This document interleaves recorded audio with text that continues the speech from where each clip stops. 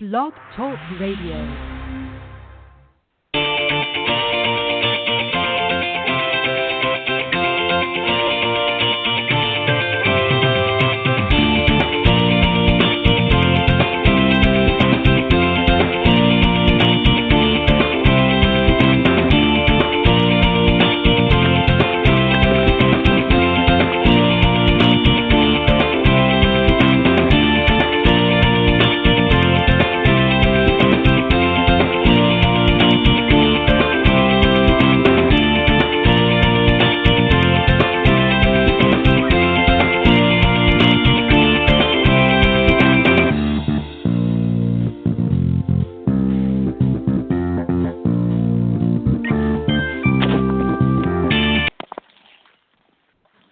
Good morning, everybody, and welcome to the Women of Golf Show. I'm Ted Odorico, and right alongside, of course, each and every week with me is none other than Legends Tour player and LPGA professional Cindy Miller, and we are, of course, the hosts of the Women of Golf Show. Welcome and good morning, Cindy.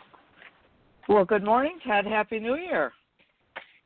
Happy New Year. That's right. We haven't been on air since before the holidays, and so this is actually our first official show back, and we're very excited. We've got some interesting things coming up for this season. We'll talk a little bit about that in a bit. But, Cindy, let me just remind everybody, of course, how they can get in touch with us for those that maybe haven't figured it out.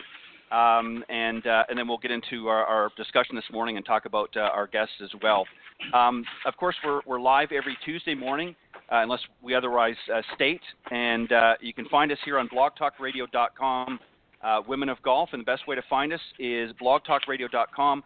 Up in the search key, types Women of Golf, and that will take you to the main page. And, of course, live Tuesday mornings from 9 to 10 a.m. Eastern Time, you will find us right front and center. For some reason, if you can't join us live, not to worry. Just go to that link, blogtalkradio.com/Women of Golf, and just scroll down to the on-demand section, and you can listen to us later on when it's convenient for you, as all of the shows, of course, are auto-recorded. So you can listen to us either live or recorded version, whatever's convenient for you. You can also listen to us via iTunes.com or Stitcher.com under the podcast section. Again, visit either of those mediums. And also now on TuneIn.com. If you go to any of those three platforms under the podcast section, you can find us there. Again, just type in Women of Golf. And Cindy and I will be available on any of those platforms to listen here on the Women of Golf Show. But we want to thank all of you for tuning in this morning. Always love to hear from you. You're welcome. This year, we hope we're going to get a few of you calling in. The number to dial is area code 347-945-5855. During the live broadcast on Tuesday mornings, we would love to hear from you. So please call in. You can find Cindy and I all over social media, but if you want to reach out to us personally, maybe you've got some interesting ideas that we haven't talked about on the show that you'd like to share with us, or maybe you're somebody in the golf profession that would like to come on the show. Maybe you've got some interesting tidbits to share with our listening audience that maybe can help their game or certainly inspire them to take up the game if maybe they're not doing so right now. So here's the ways that you can reach Cindy and I. Cindy's email is at cindy@cindymillergolf.com, and mine is ted.golftalklive@gmail.com, and I'll read that out later on in the broadcast again just to remind everybody. But again, welcome to the show. We're glad to be back. This is the first show of 2018 and the first show of the season for Women of Golf, so we're very excited to be here. And we're going to talk a little bit about, to start things off, Cindy's going to talk a little bit about some of the things that she was doing down at the PGA Merchandising Show a few weeks ago. Unfortunately, I wasn't able to attend again this year, which I'm a little bit disappointed in, but nevertheless, always busy with other things. But she's going to talk a little bit about that. And then we're going to announce a couple of things that we're going to do this year that's a little bit different on the Women of Golf Show. We'll talk about that in a moment as well. And then later on, we're going to be joined by our very special guest this morning, Louise Ball. She's the LPGA professional and owner and director of instruction at TN Golf Academy, which she developed herself. So we're going to talk a little bit about that and some other things that she's doing to help grow the game and help a lot of you out there improve in the game. So, Cindy, let's first talk about a little bit down at the merchandising show. I know that you were mentioning off air that you didn't really get a chance to walk around as much as you have in the past because you were busy doing a lot of different training and so forth. So talk a little bit about, was there anything, first off, that you did see that caught your eye out on the floor? And then if not, we'll just get into some of the discussions about what you took as far as updating training or new things that you're taking. Anything on the floor that you saw that was new or caught your eye? Well, you know what I didn't realize, and this is my bad. We went down, and we have a 2-year-old granddaughter, and I bought her short golf clubs and for Christmas. And we went out to play. Wow. We played like 12 holes on Monday, the day before the demo day. And, Yep. you know, barely can walk, right? And she's like, no, I use Grammy's club. And I'm like, Grammy's club's just a little bit too long for you. So I was over at the U.S. Kids Golf booth, and I did not realize that they make 39-inch clubs for a 2 to 3-year-old child with a real bag with real clubs. So needless to say, that's what my granddaughter's going to be getting shortly. So that was very cool. Wow, very cool. I didn't really investigate lots and lots of things. I stopped by the Donald Ross booth because we know the owner's there, and they've got some great stuff. I went by Joe Fit. They've got great stuff. I ordered some visors. I went to the New Era Cap booth, but nothing that I had to have, which I think is sad. But I got a lot of good training in. I got certified with Positive Coaching Alliance, which is awesome. I was very fortunate to be named a Master U.S. Kids Golf Instructor, which is wow, congratulations. Yeah, which is a big, big honor, which I'm thrilled about because I absolutely love U.S. Kids Golf and I love teaching kids. And then we also had the LPGA Top 50 Teachers, and I was voted one of those, which is very cool. One of the coolest things, though, was the Women in Golf Breakfast, and went to that, and the LPGA announced, you know, the grand opening of the LPGA Women's Network, which is great. And we've got courses that we can do. Golf 101 for women, which is awesome, which I'm conducting up in Buffalo. So we're trying to reach out to women to teach them how to play and make it easier and more comfortable. Yeah, and you know, I got a little bit of feedback about the show as well, and you know, in addition to obviously the typical game improvement enhancements, whether it be clubs or other areas of equipment, was certainly prevalent at the show. But I didn't really hear. I think obviously there's been again some additional advancements in technology, whether it be new apps and things like that are out there, and I think really people are going to hear more and more about that as the year goes on. And obviously, you know, I know Top Golf. I've seen a lot of push on that here recently. I know that they're expanding, and a lot of people are excited about some of the advancements and things that they're doing in growth and so forth. So a lot of good things but obviously for a lot of professionals such as yourself, really a lot of the reasons you go down there is not just to see what's new and interesting as far as equipment and things, but as you said, to go down there and this is an opportunity to network with your fellow professionals and also industry types, and also to update any training that you might be looking at to help your abilities to of course, teach your students. So what were some of the things, pardon me, that you were engaged with down there, and just maybe talk a little bit about some of the things that you were excited about taking part of? Well, we on Tuesday afternoon, we had a social media workshop with the Golf Channel, which was kind of cool, to learn how to do social media a little better. And then we had a Lead Coaches Academy workshop, which was great at the Golf Channel. And on Wednesday, we had a negotiating seminar workshop with the LPGA, which was awesome.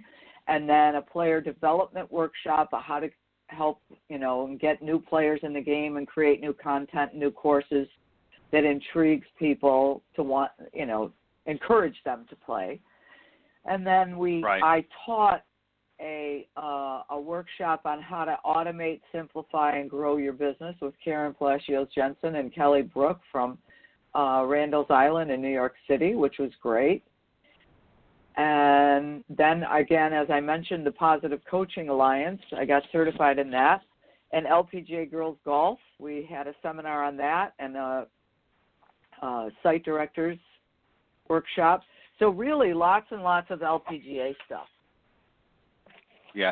Well, explain a little bit about the Positive Coaching Alliance. You mentioned about getting certified in that. What's involved in that? What does that do as far as helping you? How is it helping you? What did you find, and what did you learn from taking that certification course that you are going to be able to then relay into your teaching with your students? What were some of the things that you found impressive about that? A lot of it has to do with how to handle parents, which is a big challenge, needless to say, and how to give feedback.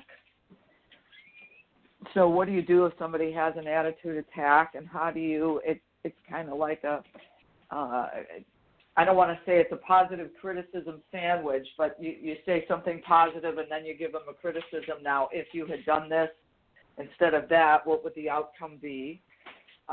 So it's how to give criticism, how to give feedback, how to be more positive, how to encourage students in a good way instead of, you stupid idiot, why'd you do that? And it helps. It's just very, very good for anything that has to do with teaching kids. And I had done it before. It's through U.S. Kids Golf, and now the LPGA has gotten on the bandwagon and gotten smarter and, realizes that this is very, very important. And if you're going to be a coach, you have to go through a background check. Who is this person, and are they good to help my child, and do I want them? It's called The Power of Double Goal Coaching, and there's a book that they wrote by Jim Thompson, and it just, basically create a coaching legacy that will live on through the lives of your players, right? Improve your athlete's performance by focusing on effort rather than results. So many parents are, you got to win, you got to win. Well, not really. If you do the right effort and you practice, you will get the result. Elevate your athletes' emotional state so they can perform at their peak level and have more fun. What a great idea. Because, again, no one is trying to lose. No, of course not. I think, too, if I understand it correctly, I think, too, really what this course that you are involved with really is what it's saying is it's finding ways to motivate your students to want to learn more and to want to improve, while at the same time showing them areas where they could improve. And you're exactly right. I think how you handle that, because there's nothing worse if somebody comes up for a lesson or even a group of lessons, and the way you approach and how you're constructing or deconstructing what they're doing, if it's not done in a proper way, they're not inclined to want to come back. If they feel that they're not only learning something, but they're not feeling like they're being very well motivated throughout the process, then they become very disinterested in the sport. And I think that's part of what makes it very difficult. Golf is difficult, as you and I know, on its own. I mean, it doesn't need any help to be difficult. But there's nothing worse. You know what I mean? Well, listen, you've been out in the tour many years, and I'm you know laughing exactly because it's the truth. Right. And I've said this. I was on last year. I was had the honor and privilege of being on with Mark Croft and his golf show in Yuma, Arizona. And one of the things that we talked about was, some of the things that particularly young girls and that can use golf for, and there's a myriad of them. But one of the things I said that, really people understand, not everybody is going to make it out on the tour. And if you have those aspirations, it's a lot of hard work, as you can attest to. But really, golf is a vessel. It's a tool, if you will, that we can use. It's a game, of course. We want to have fun and enjoy it. But it can also be a tool to help navigate many different aspects of your life. It can be used as a business tool to help, get to solicit new clients and new friendships, of course. But it's also a tool that helps you through very myriad of things in life. And what I mean by that is, when you're out in the golf course, you're navigating different challenges, whether it be a bunker, whether it be water hazards, whether it be, out of bounds, whatever. And it's much like life. There's different challenges in life that you navigate. And the more proficient you become on the golf course and handling those types of challenges, that's going to then help you out in life, help navigate challenges that you may be faced with in life as well. So the more that you practice, the more that you put into it, I think is going to be good all the way around. But there's nothing, as I said a moment ago, there's nothing worse than going and engaging with a coach or teaching professional, and you're not getting that positive encouragement or motivation from them, and it's always kind of a negative experience. And that is what we want to avoid. And I know it's not intentional by the coaches, Cindy, but sometimes we can't help it. We get caught up and, we get frustrated when we see somebody's not really giving their best effort or paying attention to what we're trying to explain to them, and it can be very hard. So it's good that I think the industry is putting forth products like this and services to help us be better at what we're doing, and it sounds like that's exactly what the folks are doing with this particular certification, and I'm assuming that's correct, right? Yeah, and it includes all kinds of sports. I mean, this is not just golf. This is baseball, football, sure. Soccer, everything. So they teach athletes to compete fiercely while honoring the game. In other words, what do you do when somebody cheats? How do you handle that? And, yep. Because it happens all the time. I mean, I have all these kids that I teach that say, oh, this girl cheats all the time, her father lets her cheat. Well, how are you going to deal with that? And the funny thing is that right. One of the parents said to me yesterday that this girl was playing with someone that I teach, and the father of the girl that I teach was there and said, we're not signing your scorecard. We will not sign your scorecard because it is not the truth. So right. That's the best thing you can do. Yeah, and golf teaches integrity and honesty, and that's something that comes very quickly to the surface when you play, because it's very hard to hide. I mean, you get a lot of people out there in the golf course, and they try to do things to improve their circumstances, and if they're playing by themselves, they get away with it. But if they're playing with a foursome who's paying attention, it's pretty. I'm not saying it can't happen, but it's pretty difficult to cheat, and so it forces you really to develop good character. And that's something that, as coaches and teach professionals, we want to instill in our students is right from the get-go. Is it's not just about learning how to play the game, but it's learning how to develop an attitude of integrity, of an honesty when you're playing that game. Because really the truth of the matter is, if you're not being honest with yourself on the golf course, you're not cheating anybody really but yourself, because you're not giving it your best effort. And, people strive and they say, well, I want to break 100 or I want to break 80 or 90 or whatever the case may be. But if you're cheating and giving yourself 4 or 5 strokes that you didn't honestly earn just to break that number, then you're really not hurting anybody other than yourself. And that's where I think a self-evaluation comes in, and that's something that your coach can help you with as well. The other thing, Cindy, I wanted to ask you, because I know that you had a chance to meet with, and obviously I believe they have the LPGA has their meeting down there as well. Anything new that you can share with us that's happening with the LPGA this year? Anything new and exciting that they've launched or that they're spearheading this season? Well, they're going to form a partnership or alliance with the EWGA, which is really exciting, mm-hmm. and more on that will be coming in April, I believe. So, yeah, lots of good stuff with the EWGA, the LPGA, the Women's Network, Golf 101, all kinds of good stuff. Good. And just for those that aren't familiar, the EWGA is, of course, the Executive Women's Golf Association, which is a great network throughout the United States, many, many chapters all over. We've actually had some guests on the show that are members of their local EWGA. In fact, we had the I think it was the president, if I'm not mistaken, of the EWGA was on our show last year or the year before, I believe. So it's a great organization and a lot of great members in those groups. And it's great that the LPGA is connecting with them and helping them to grow as well.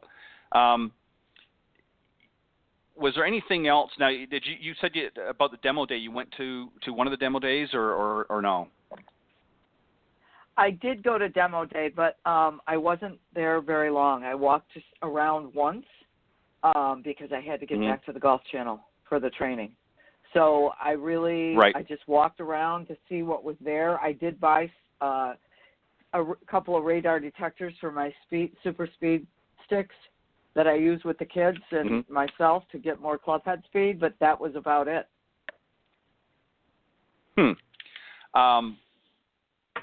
One final question, and then we'll talk a little bit about the season coming up here. What do you want to do for yourself this year? To help become a better coach, and as far as playing, is there anything that you want to work on this year for your own game that maybe the students can pick up on, and also the listeners that may be listening might say, yeah, that's something I need to do as well. What are you going to work on this year? What are you going to work on, Cindy Miller, this year to become a better player and coach as well? I'm going to focus on me and what I can control and what I can't control. And that means is there's the first ever Women's U.S. Senior Open in July that I am not currently exempt for. And I would love to play in that tournament, and I'm going to try to qualify, and I'm working on my game. But in the past, I have tended to beat myself up if I didn't get what I wanted. And I think I'm a little tiny schmidzen wiser now. And I know that I have to have realistic expectations, and I'm going to work on my game. And I can only control what I can control, and I'm going to try to do that better. So, and I'm going to try to communicate that to all my students. We've got a few boot camps coming up, and we've got 7 kids coming to the boot camp here in a couple weeks. And I'm really looking forward to helping them on the golf course learn how to score better. So I think it's all about what can you control, what you can't control, and I'm going to be more realistic. That's what I vow to do. Yeah. Yeah, I think that's great advice, and I think for anybody that might be listening into the show this morning or may listen at a later time, I think that's great advice. I think that, we're all individuals, and I think one of the problems that as human beings that we have is we get caught up in the trap of trying to be somebody else. For other tour players, as an example, that might be out there playing. I mean, you have to go out there and play your game. Don't worry about what so-and-so is doing. I mean, obviously you want to be cognizant of what they're doing out in the golf course if you're in competition, but you play to your strengths and abilities, and don't worry about trying to emulate somebody else. Or trying to do something because it's been successful for another player. I think you have to be true to thyself, and you're exactly right. You have to not beat yourself up. Work on the things that what you need to work on this season. If it's the short game, if it's the long game, or somewhere in between, or if it's the mental toughness, if you need to strengthen that up a little bit, or dial it back a little bit even. Then those are things that I think as a player you have to be able to do, and it sounds like you've got a good game plan for 2018. Speaking of which, Cindy, let's just talk a little bit about, just got a couple things, nothing too major, but I think it's going to be interesting for the listeners out there. One of the things that I think that we're going to try to do this year, in addition to having some great guests, we're going to try and tackle some different topics, and 2 things that we want from you listeners out there. Number one, we want you to obviously be engaged in the conversation. I know it's not always possible. Sometimes you've got busy careers and active lives yourself, so it's not always easy to necessarily pick up the phone, and we understand that. But if you do, during our live broadcasts on Tuesday mornings from 9 to 10 a.m. Eastern, if you call into the show at area code 347-945-5855, you're welcome to call in and talk with Cindy and I. Maybe you have questions or concerns about your game, or maybe you just want to call in. Maybe we've got a guest that's going to be on the show that you're interested in speaking with, and maybe you've got some questions for them, or maybe you just want to say, hey, I've been following you for a number of years through your career, and I like what you're doing. It's helped my game, or it's given me inspiration in other ways. By all means, we would love to hear from you. The other thing, too, as well, is if you're a little bit shy and you don't want to call into the show, but maybe you want to reach out to Cindy and I, maybe with some great show recommendations of things that you'd like for us to talk about, discussions, or maybe there's somebody, a local professional that you're working with in your area, or maybe you are a professional, and you don't necessarily have to be a teacher professional or coach. You might be somebody in the golf industry that has come across our program or heard about our program, and you want to take part in it somehow, some way. Here's the best way to reach out. You can either contact Cindy or myself. Cindy's email is cindy@cindymillergolf.com, and mine is ted.golftalklive@gmail.com. I mentioned also there was another thing that I want to talk about very quickly. One of the things that I've done on the other show, Cindy, on Golf Talk Live, which I host on Thursday evenings, is a Coach's Corner panel, if you will. It's been very, very successful. I have a lot of great professionals that chime in every week, and that's going to be beginning March 1st. It's going to be the official segment for Coach's Corner on Golf Talk Live. But I want to do something similar. I didn't want to just duplicate or copy that, but I want to do something similar. So the third Tuesday of every month, beginning in March, Cindy and I are going to host a panel discussion of sorts here on the Women of Golf show. So we're going to invite some fellow professionals and industry types on the show from all different areas of the golf industry, and we're going to have them beginning in March. I'm already working on the schedule right now. And what we're going to do is we're going to invite them. We're going to have specific topics, some that you may have introduced to us or some that we may come up on our own. And what we're going to do is we're going to have a panel discussion, talk about some of the important issues that face women's golf, some of the things that the students out there, maybe questions that they may have that they want answers to or unsure of. Maybe it's a beginner that's never really played very much that wants to learn and understand the game. We're going to tackle a lot of those issues throughout the season. So the third Tuesday of every month, beginning in March, we're going to hold our own Women of Golf panel discussion here each and every third Tuesday of the month. So we hope you'll take part in that and participate, because we'd love your input as well as the coaches and professionals that we're going to invite on the show.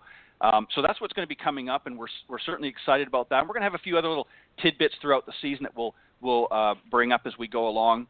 But we hope that you'll continue to join in on the show each and every week, because we love doing this for you, and Cindy and I enjoy helping you as best we can. And speaking of help, Cindy, I see that our guest is ready, so let me just do a very quick introduction, and then we'll bring our very special guest this morning to join us. Of course, our guest, as I mentioned earlier, is Louise Ball, and she's an LPGA professional and also the owner-director of instruction at the TN Golf Academy, which is, of course, Tennessee. Louise is a 20-year member of the LPGA Teaching and Club Professional. She is currently residing in Knoxville, Tennessee with her husband, Tom, and their two Basset Hounds.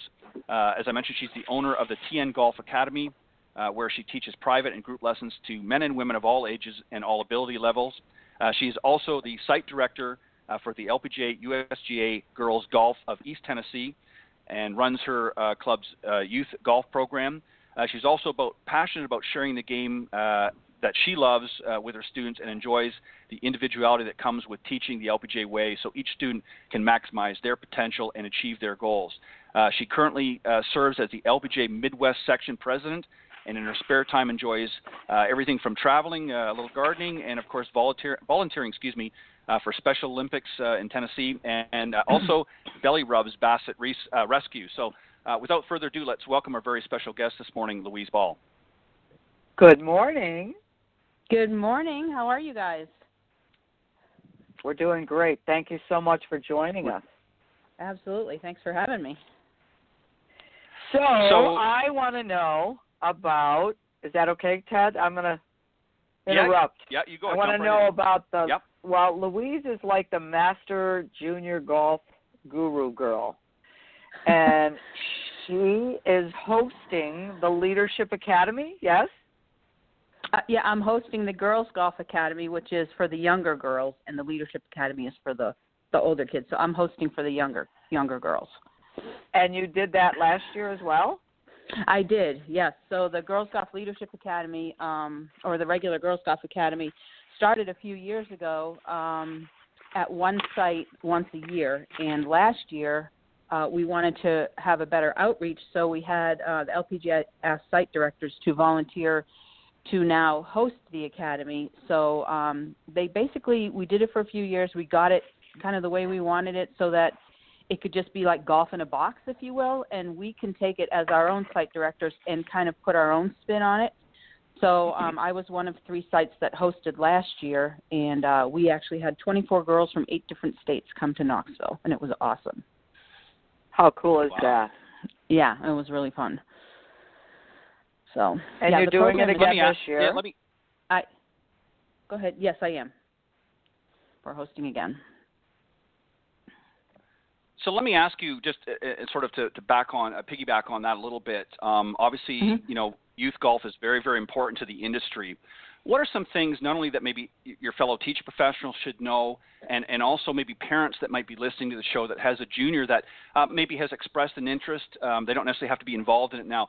What do they need to know? Let's start with the professionals first. When teaching students in these youth programs, what is most important that you want to make sure that they understand when they're working with, some of our younger kids out there? What are some of the important factors they need to keep in mind when working with young students as opposed to adults? Yeah, that's a great question. And I think that's where we as instructors have come so far in recent years, where we have figured out that we need to, first of all, get the kids in the game way earlier. Usually it was 7, 8, 9 years old, and then kids were ready for golf. But we were finding that, the kids are in soccer and karate and all these other sports at 3 and 4 years old. And, once they get in there, it's like, okay, that's going to be their focus. So we have adapted golf now to suit younger kids. We have lighter, smaller equipment. We've made it super fun with teaching them through using games instead of traditional, teaching methods. The parents have to be involved. They're a huge cog in the wheel because we only have the kids for a small amount of time. So we have to give the parents the tools also to kind of continue the way we teach when they're driving the kids to and from practice or whatever they're doing. And, we've starting to make the golf courses more adaptable for kids. So I know, like at our club, we have the U.S. Kids tee markers in the fairway, and it's permanent. And then we have a mark on the cart path. So if your child can hit the ball, 50 yards with their driver, then they're going to play from that most forward tee marker. And then once they get a little bit better, they can back up a little bit. So we actually have 2 sets of junior tees that are, the first set of tees, let's say on a par 4, is about 120 yards from the green. So it's so the kids can get on the course with the adults, and they don't feel overwhelmed, like, okay, tee it up from the, the forward tees. Well, that's not going to be fun for a kid. So you have to make it fun and engaging and positive. So I'd say those are the main things. Yeah, I agree. I think that's where I need to be playing from, Cindy, is the 120-yard marker. I think that's where I need to move up to. So let's talk. I'm with you, honey. Yeah. So let's flip it over a little bit, and because you mentioned the parents, let's talk a little bit about that because, Cindy, as you know, you've worked with a lot of juniors, and I'm going to put this politely, but sometimes parents can be a little bit aggressive. They want their student to be the next, top player on the LPGA or whatever the case may be, and they and obviously they're not doing that at 3, 4 years old, but hopefully not. But when they get up there, they're pushing and prodding. Well, yeah, I'm sure there might be a few, but they're pushing and prodding these kids, and sometimes they're doing more harm than good. So, what's your advice for parents? How to handle that, and how do you, as an instructor, handle the parents without offending anybody, and obviously wanting to keep their kids involved? Yeah, so I think it starts with relationships first. Golf to the side. You have to have that relationship with your parents, and they have to learn to trust you, and you gain their respect. So I think it starts there, and then we use at our golf academy we use a technique that we call the golf universe. And so what we do is we sit down, depending on the age of the kids. So when the kids are really little, we don't involve them as much. Like I'm talking probably 6 or 7 or under. But when the kids get in elementary school and middle school, we like to empower the kids that the golf game is their game. And we try to explain to the parents that, your job is to facilitate having fun, being their cheerleader, driving them around, stuff like that, and leave the coaching to the coaches. So we put the kid in the middle of the golf universe, and we let the kids, decide who's in their universe. So it may be, definitely just their parents and then their coach. But if they play on a middle school team or high school team, then it would be that golf coach as well, their teammates, perhaps their siblings if they have brothers and sisters. And then we let the kids say how we want all those planets to support their golf game. So maybe the kid says, okay, Right. well, I don't want my mom to talk to me about my golf match on the way to or from the golf match. I just want her to talk about something else, or we can talk about school or what we're going to do over the weekend. So we give the kids the tools to be able to express what they need, and that has worked really beautifully. Because most parents don't really know. They think it's supposed to be their job to ask a bunch of questions, and, you know. Right, So and I they're think very that's, open you to know, this? that's, And like I said, That's Cindy, awesome. it starts with your relationship with the parents first. You know, because you don't want to seem like you're bossing them around. So you've got to Right. have some tact, and they've got to trust you first, because you know you're with their kids. So I think that's definitely the number one I step. think it's how you do it. If you say, you know, in all our years of teaching and playing, this is what we've learned really works the best, and we would like you to partner with us on this, and it probably will make all relationships work way better. So are you okay with that, you know, type of way? Yeah, that's definitely how we approach it. And, you know, bottom line is the parents are investing money with you to help their kids, and they just want what's best for their kids. So that's where, you know, they trust you, they see what you're doing, they learn that you're a great person and you know how to coach and all that, and then, you know, you're just kind of guiding them as part of the process. Perfect. That's great. Mm-hmm. Yeah. So we've had and we've had a lot of fun with that. Yeah, I mean, you obviously want the parents to be engaged to a certain degree, and there's obviously appropriate times when, you know, if they have questions and that, you know, obviously when you're first setting things up, but also, you know, maybe at the end of the session, if they have some questions or even concerns that they want to address, I think that's the time to do it, and not sort of, you know, constantly being a Budinsky, if you will, for lack of better words, because it's difficult enough sometimes when you're dealing with youngsters. I know we've interviewed a number of other professionals on the shows that work with young children, some of them, again, young as 3 and 4 years old. It's very difficult sometimes to keep their attention, and there's, I'm sure, nothing worse than when you've got parents, you know, sort of on the sidelines that are kind of jumping in and trying to, you know, interfere in the process. So, you know, like you said, it's about trust. It's about developing those relationships, and that's really what, as a teacher professional and or coach, it's really what the first and foremost thing is, developing those relationships and building a level of trust so that they can stand off and enjoy and watch the process, but not necessarily have to interfere in the process. And I think that's sort of a balancing act that you have to find, and that comes with, as you said, Louise, experience and time, you know, working through the different programs. Talk about your golf academies. What are some of the things that students that maybe in your area, you mentioned you're up in the Knoxville area, so what are some things that you're offering at the academy that you like to, in addition to the youth programs, of course? What other things are you doing up there? Well, we have it's a pretty golf-rich environment here. You know, we can golf year-round. It's been a little chilly this winter, but for the most part, we stay between 40 and 50, you know, in the winter, and, you know, the golf courses stay open. So it's a nice environment for golf here. So for me personally, I have some of the adult programs that I do. I have like a golf makeover that I'll do, and it's for men and women, and basically they get their own little group of 3 or 4 together, and we do a half day or an all day, kind of like a golf camp for adults. So we'll do some skill stuff in the morning, and we'll rotate through some different stations, and I'll give them some drills, help them with their technique there, and then we may have a little lunch if it's a full day, and then we'll go out on the golf course and do 9 holes.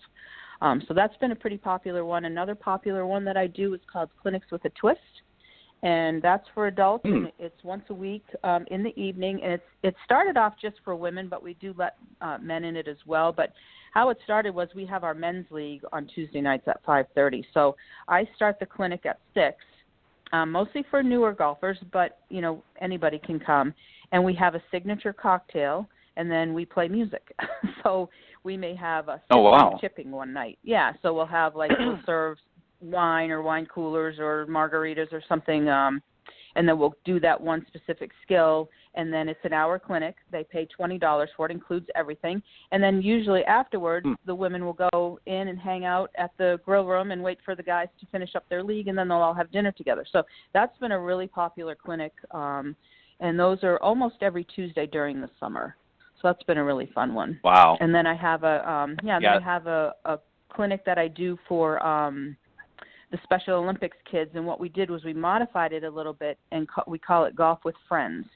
So any special needs child or young adult can come to it, and they can bring whoever they want. They can bring their brother, sister, cousin, aunt, uncle, and we have like an hour and a half long clinic. We play music. I give them the clubs. Some kids have their own clubs, but it started because I teach a special needs young man who is now 22, and we wanted to try to find people for him to play golf with. So that's kind of how it started, and it's been a terrific program, and the parents just love it. They kind of all hang out together, and somebody volunteers to bring, drinks and snacks because it can be pretty hot down here in the summer. We had a really, really fun time with that. And then at the end of the year last year, we did a little 3-hole tournament where we had a scramble and we had people volunteer, and it's really just integrating everybody into the club with this special group of kids and young adults, and it's been probably one of my favorite things. That's awesome. That's fantastic. Yeah. Yeah, and just on a side note, we've interviewed actually a young lady. Actually, she's I think in her 40s, but her name is Gianna Rojas, and she has some challenges as well. And one of the things that she is spearheading right now is to sort of open the door to golf for many, many special needs individuals, not just the kids, but adults across the country. She's actually been featured on the Golf Channel and others. And I was very surprised at some of the stats that she rang off, and they actually had some very prominent universities in the United States do some statistics. And I'm going just from memory here, but I believe it's approximately 24 million people here in the United States alone that fall into that category that there's very little or no intertwining with the golf industry, and there's a lot of people that are in that would love to take part in some fashion in golf, but nobody's knocking at their door. So I think it's fantastic what you're doing at your facility, and I hope that other professionals that might be listening in can take note of that and maybe even want to reach out to you and do something similar at their club, because I'm sure with that many people around the country, they're going to have not a problem in finding somebody. But that's an area that the industry really, you think about that, that's almost as many golfers or potential golfers as in the normal category of golf players that we have now in the United States, between 25 and 30 million people playing. So there's a whole huge untapped market of individuals that would love to play golf, but nobody or very few are actually approaching it. So I kudos to you for doing what you're doing. And I think that's something that we can hopefully get more of involved. Cindy, go ahead. I agree know with you 100%. have some other questions. So what do you do with them? Tell us more. Okay, so we start with of course the basics, and we break them into smaller groups. So pretty much I have one volunteer for every special needs athlete that comes. So we work all separately, individual with them as a group.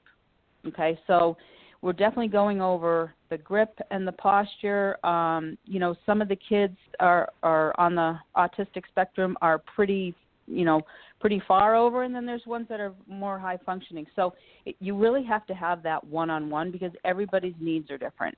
We have one girl who's like 14, and she's got Down syndrome, and she is so cute. I love her so much. Sometimes she wants to participate. Sometimes she wants to just sit on the mat and watch everybody else. Sometimes she wants to walk to the other end of the driving range and do nothing. But, we always have somebody with her. We talk. If she wants to sit, cross-legged and just sit there, we sit with her. So you really have to be adaptable, and you'll find your volunteers are people that are connected to that special needs community in some other way. Either they have a relative or a friend, that has something. And so those are the kind of people that you want to find. And my volunteers show up every single week. We do it every other Thursday from 5:30 to 7, and they come every time. And it's so rewarding, really, for everybody. So, one week we might have putting, and then I'll set up, some really fun games and stuff. It has to be really engaging, but we always try to do at least 5 or 10 minutes on the technique. Sometimes that flies out the window. You really have to just be adaptable with it. But, I think you're right. Golf is such a great vehicle for these athletes because, the running and the jumping and the chaos of a lot of other sports out there, you don't have that in golf. Golf is very calm. It can be a one-on-one thing. It's something you can do with your family, and you can really participate in it on any level. So you never have to get any better, and you can still have fun playing golf. So I think that's what's been a great eye-opener for all the parents is they were like, okay, well, they don't have a lot of things the kids can participate in, like you said, and I think the research that girl did is terrific, and I'd love to be connected with her to see what she's doing. But we really, it's so rewarding, and it's just so needed just for the social part of it. Forget the sport aspect of it, but just, to have a community for them to come to and be part of is huge because they don't have that. Yeah, I will, just on a side note, I will make a point of reaching out to her. She's actually going to be coming back on the show a little bit later this year to talk about some things. She actually is involved in an organization called Adaptive Golfers. But let me just share a very quick story, and then we'll get back to the discussion. She actually talked about very early on when she got playing golf and learning to play, and she can only, of course, because of her needs, can only play with one arm. And the interesting story that she shared with me was that she was contacted by the parents of I think she said it was an 8 or 9 year old little girl who has the exact same challenges that she has, and basically said to her, and I'm paraphrasing, of course, that she watched her not only on the Golf Channel but watched some video and heard about her, and she said, I never knew that I could do that. And that's what I was saying earlier about why I think, and I think this would be, and I can't think of a better organization than the LPGA reaching out throughout their members to really grapple on this, because there are a lot of young kids, not just girls, but even boys, that fall into this special needs category. And again, I think it's just, like anything else, I think it's not an area that has really been greatly tapped into at this point. But there are a lot of kids that would love to play that didn't know that they could, didn't think golf was for them because of their challenges. And this is what Gianna has really tried to spearhead. It's not just about the wounded veterans coming back that, have lost limbs and things like that. It's about the youngsters and even the adults that are here that have had from birth different special challenges and needs that they want to feel included in these things. So I think what you're doing is great, and this is something that I think that more and more need to be involved with. So I will definitely make that connection for you, and maybe there's some things that you can do and she can do to help one another to further enhance that. Great. The other thing that I wanted to ask you about is explain to us the Belly Rubs Basset Rescue. I know this is not golf, but obviously this is something that you're passionate about, and I thought it'd be a good way to end this segment. So tell us a little bit about that. Obviously you have some little friends that you want to talk about, and you're obviously involved in their lives as well. So by all means, go ahead. Yeah, thanks. Well, I just think the name is so great, right? So Belly Rubs, and if you've ever met a Basset Hound, that's what you're going to get. You're going to meet them, and they're instantly going to roll on their back and want you to scratch their tummy. So, so Belly Rubs is an organization that's all volunteer, of course, like all rescues are, and it's in Tennessee, Arkansas, like East Arkansas and Northern Mississippi, which is a strange demographic, but it started basically over in North Mississippi, and then it branched over to here.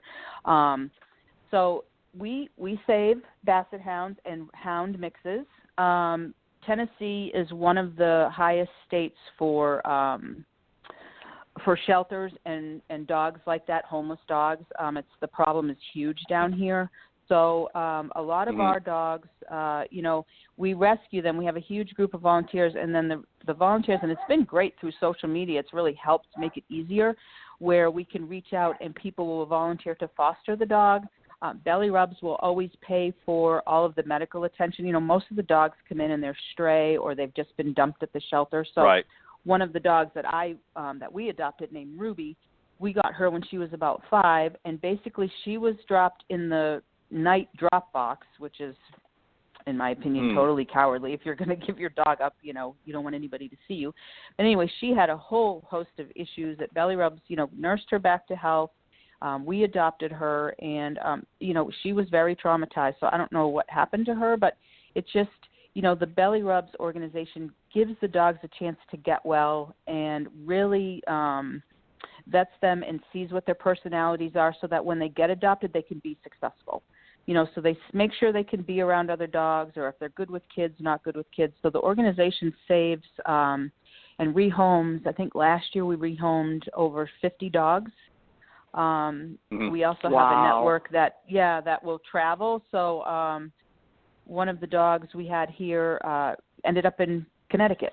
So, you know, just through our volunteers, we have people will drive a couple hours, coordinate with a pickup. The next person drives the next leg. So it's really quite incredible what people are willing to do for these guys who, you know, can't fend for themselves. So, yeah, we're involved in any way that we can be, whether it be to go pick a dog up at a shelter and deliver it to a foster home, or, you know, we've adopted a couple over the years. So I'm a dog lover. I've been a dog lover my whole life. So for me, it's a no-brainer. Right.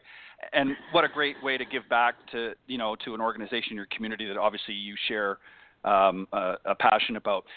Let me just ask you a question just to follow up on that. And I don't know, this is something maybe it couldn't happen or you've thought of and just not logistically possible, but have you ever thought of maybe somehow finding a way of getting that organization to work with your special needs, Special Olympics, your volunteering program that you're doing there, and somehow merging the two together? Because I think that maybe having the dogs or some of the dogs made available during your programs that you're doing, would that be something? Because I mean, who doesn't love a dog? And, you know, kids love dogs and things like that. Is that something that have you ever thought of that or considered? Or I that haven't is something thought of that. You know, and you know what? That's a really good idea.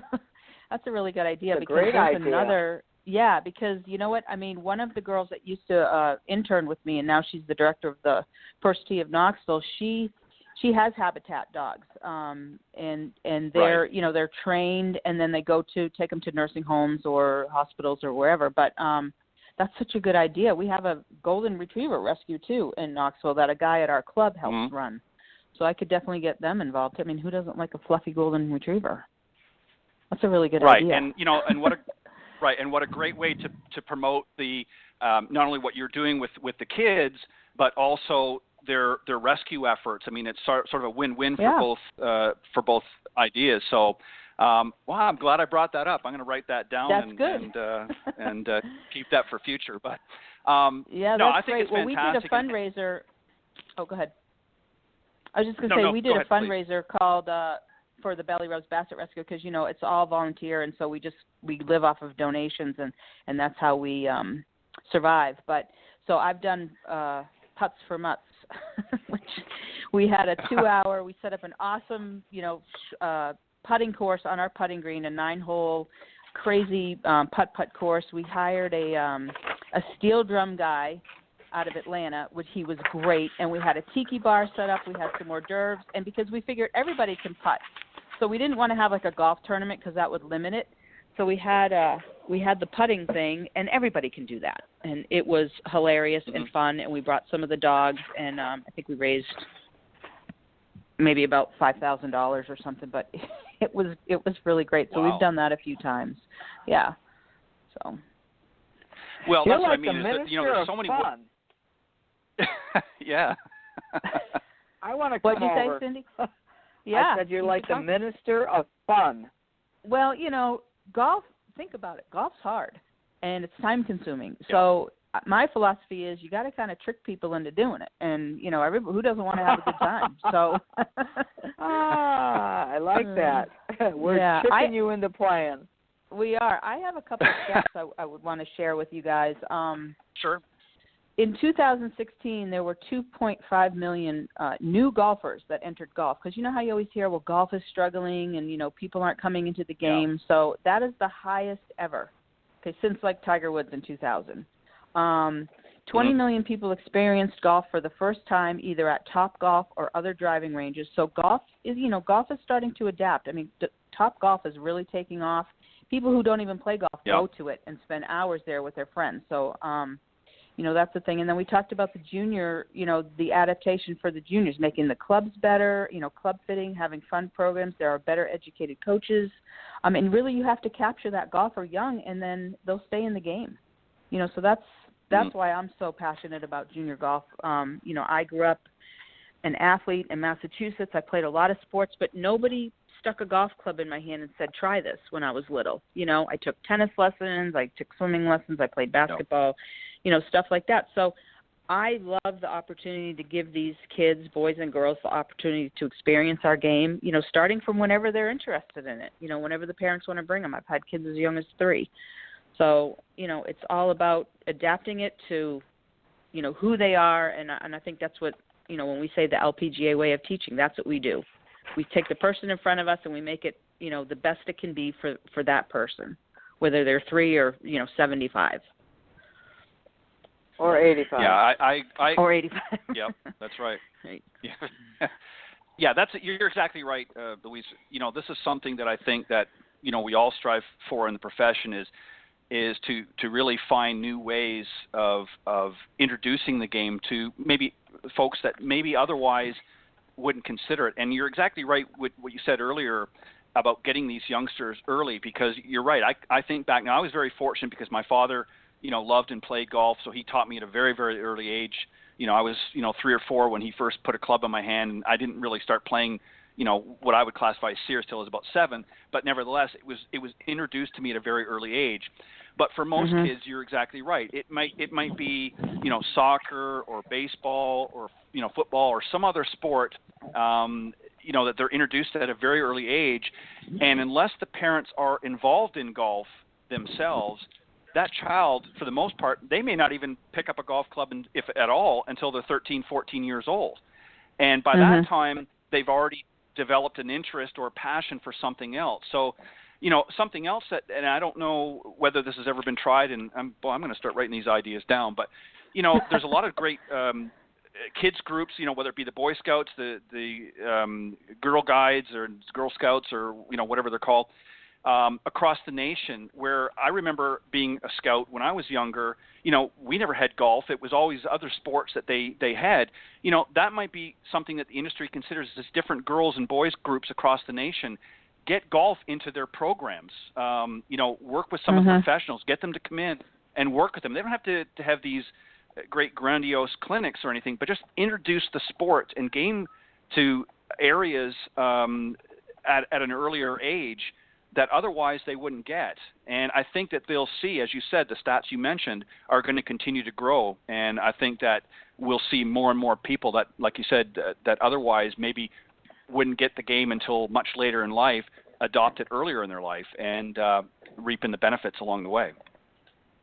Yeah, definitely. It's I know it's been a focus for the LPGA since 2010, especially where, we've had girls golf for a long time, but it wasn't really growing the way we wanted it to. So we put a huge emphasis on let's really get more of our LPGA members involved and become site directors. So we've just from 2010, we've grown over 1,000% in girls golf. So we went from 5,000 girls golf members to over 75,000 last year.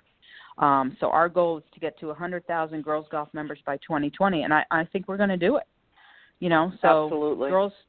Girls now make up 33% of all juniors who play golf. I mean, that's huge. So and the diversity's gone up too. So 20 years ago, 1 in 17 juniors was non-Caucasian, and now it's 1 in 3. Right. So, I mean, golf is reaching everybody, and we're really doing a good job putting the focus on getting the kids involved younger and making it fun and making good programs for them to stick with. Yep, and that's the key to it. Well, I hate to say this, but unfortunately our time is up and we've got to close out the program. But we want to thank you, Louise, for joining us this morning on the Women of Golf. It was been very interesting discussion and conversation, and we're glad that you're doing what you're doing, and please keep doing it. But also, I just want to throw out there, as I mentioned earlier in the show, one of the things that we're going to be doing different this year on the program is periodically, once a month, the third Tuesday of every month, we're going to be featuring a panel discussion of like-minded and fellow professionals and industry types. So what I'm going to do is I'd like to throw this out there for, and we'll set it up at a later point, but I'd like to offer the opportunity for you to maybe join in on one of the panel discussions a little bit later on when it's convenient for you. I think you've got some great ideas and interesting thoughts to share. So if you're interested, we'll make that happen to join in on one of the future shows on one of the panel discussions that we're going to have. So if you're interested, let us know, and we'll make that happen. Okay, that'd be great. I would love to. I'd be honored to. Well, thank you again, so much, thank you, my Louise, dear. for joining. All right, you guys. Thanks for having me. That was fun. And anytime I can day. add my 2 cents, I'd love to. Thank you. All right, sounds good. Thanks, Bye-bye. Louise. Okay, bye-bye. Bye-bye. All right, that was our very special guest from Tennessee, from Knoxville, Louise Ball, a 20-year member of the LPGA, and we enjoyed having her on the show. And Cindy, I hate to say it, but we're wrapping up our first show. It actually went by pretty quick. I'm surprised. It sure went by did. a lot faster than I anticipated. But we got lots of other things to do. And next week, I believe you said Jane Blaylock is going to be joining us. We've had her many times on the show over the years. And our good friend Jane is going to be joining us next Tuesday here on the Women of Golf Show. So you want to make sure you come back. So on behalf of Cindy Miller and I, have a great week. Thank you, as always, for joining us, all the listeners out there for faithfully tuning in. And don't forget to go to blogtalkradio.com and type in Women of Golf, and you can catch us there, or on iTunes, Stitcher, or TuneIn.com, any of those media platforms as well. And you can see us on social media, on our personal pages and contact pages, and you can reach out to Cindy and I personally through our emails that I mentioned earlier. So make sure you do so. And on that note, we want to thank you very much for joining in, and we will see you next Tuesday right here on the Women of Golf. Thanks, everybody, and God bless. Thanks, Cindy. Bye-bye, Ted.